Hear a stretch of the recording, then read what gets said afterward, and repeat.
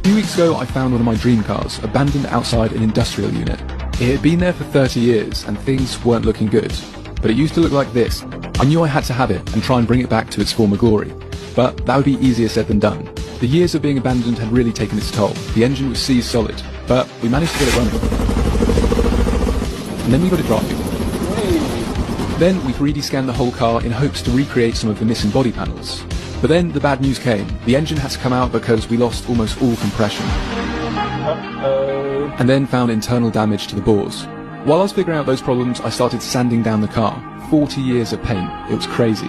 But in doing that, I also found more rust. And a lot of it. I don't have any fancy equipment, so I decided I'd get the car up on its side so I could give the underside a proper inspection.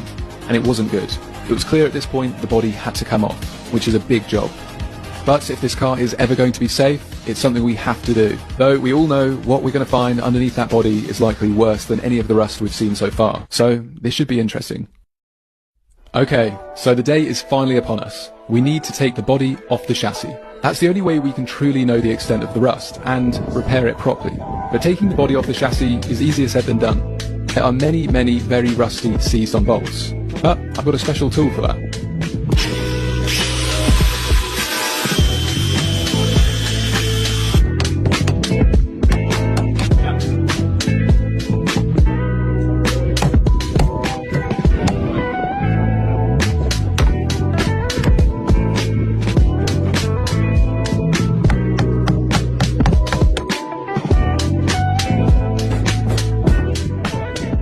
The angle grinder made pretty quick work of those seized coach bolts, but that was only the start.